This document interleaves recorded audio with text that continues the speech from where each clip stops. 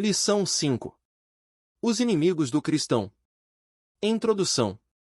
Na jornada da vida cristã nos deparamos com perigos que ameaçam a trajetória do nosso caminho para o céu.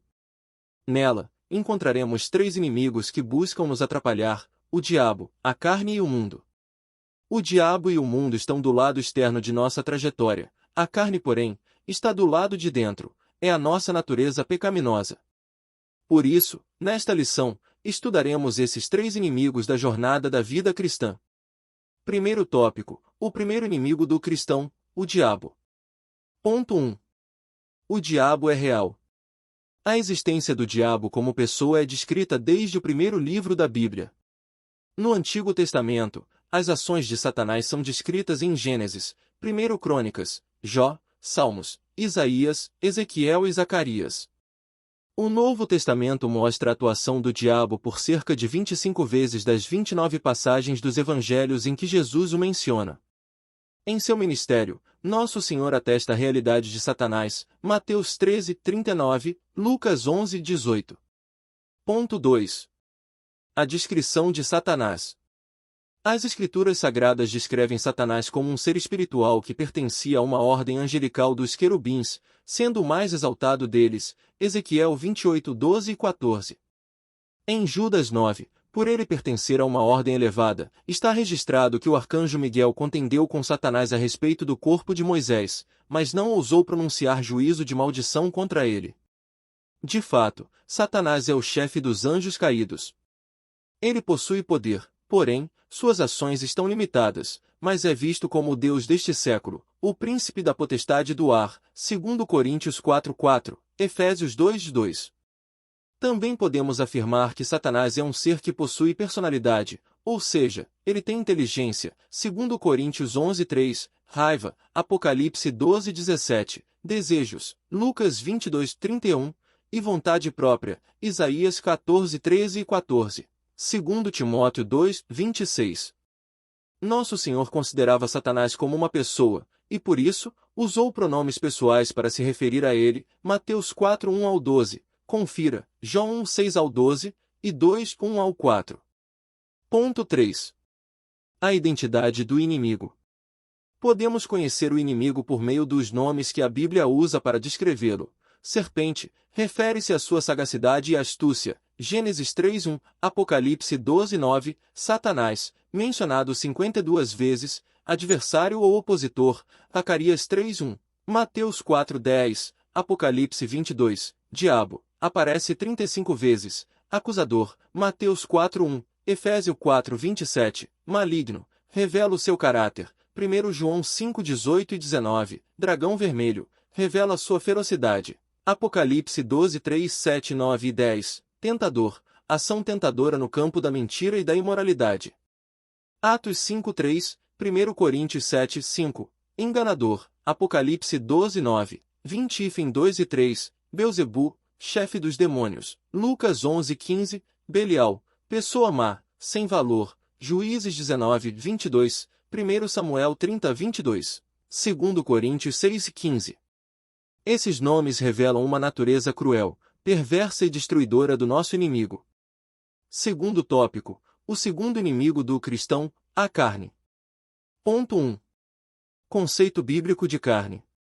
Há 4 definições para a palavra carne na Bíblia. Primeiro, o tecido muscular do corpo humano e dos animais, Gênesis 2, 21. Segundo, o corpo humano inteiro, Êxodo 4, 7. Terceiro, o ser humano segundo a sua fragilidade e mortalidade. Salmos 78, 39. Quarto, a natureza humana pecaminosa. Gálatas 5, 19, 6, 8. Dentre muitas perspectivas da palavra carne na Bíblia, a expressão concupiscência da carne tem grande relevância. 1 João 2, 16. Quando o apóstolo João usa esse termo, ele se refere à satisfação carnal em todas as suas dimensões, glutonarias, sensualidade, bebedeira, relações sexuais ilícitas. A expressão revela que não há critério ou norma moral num contexto em que a busca pelo prazer individual dita a tendência.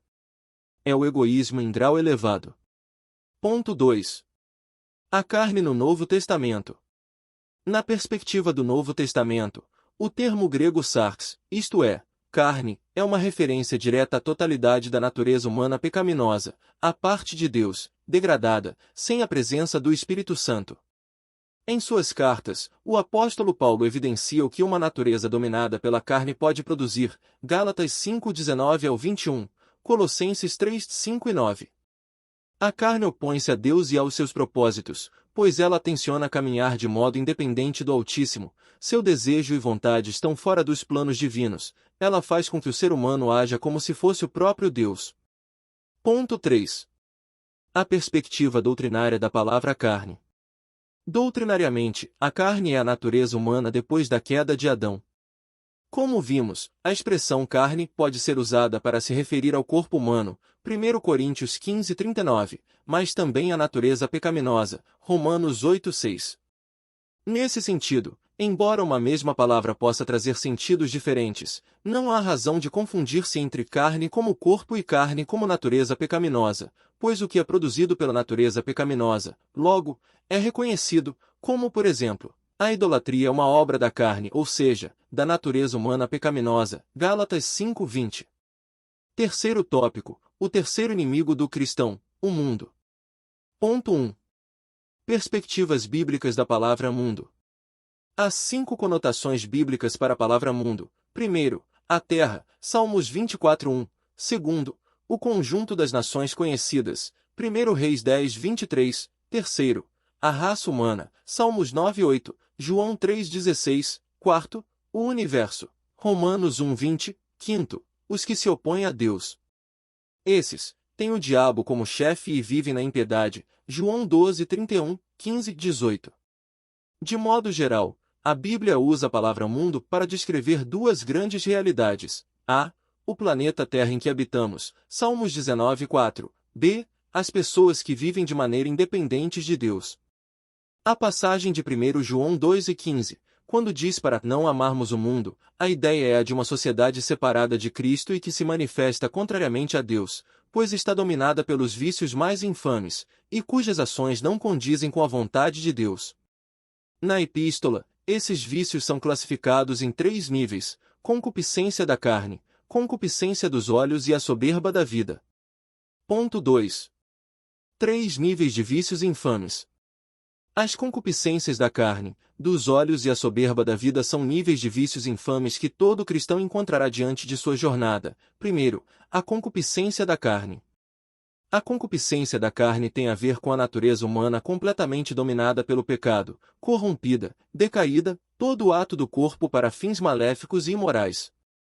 Segundo, a concupiscência dos olhos. A concupiscência dos olhos tem a ver com tudo que envolve a mente e a imaginação. Ela cria o desejo pelas coisas pecaminosas oferecidas pela mídia, música, filmes, literatura, a arte para ceder aos desejos carnais. Terceiro, a soberba da vida. Esse nível de vício expressa a autoglorificação do homem no pecado, denotando seu egoísmo, vanglória e ateísmo. É o homem da atualidade desprezando o Criador em oposição deliberada. Ponto 3. Vencendo o mundo. Há um sistema carnal que age sob o controle do maligno, que busca nos remover do caminho que leva ao céu por meio de ideologias anticristãs, estilos de vidas que não glorificam a Deus e formas contrárias aos valores do Evangelho. Para vencer essas investidas é preciso ter uma vida cheia do Espírito Santo, Efésios 5:18. É preciso também viver plenamente em Cristo Jesus, fazendo a vontade de Deus, Mateus 7:21. Sendo assim, precisamos nos sujeitar a ele, resistir ao diabo, pois temos a sublime promessa, ele fugirá de vós, Tiago 5:7. Conclusão. O apóstolo Pedro nos adverte a respeito do plano do inimigo em nos tragar, 1 Pedro 5:8, com o objetivo de destruir a obra realizada por Cristo em nossas vidas. Ele quer enfraquecer a nossa caminhada rumo aos céus. A ação diabólica é feita mediante os ataques do inimigo. Então, para não ceder aos seus ardis, precisamos viver constantemente sob a presença do Espírito Santo, preparados e fortalecidos em Deus, Gálatas 5:16, Efésios 6:10.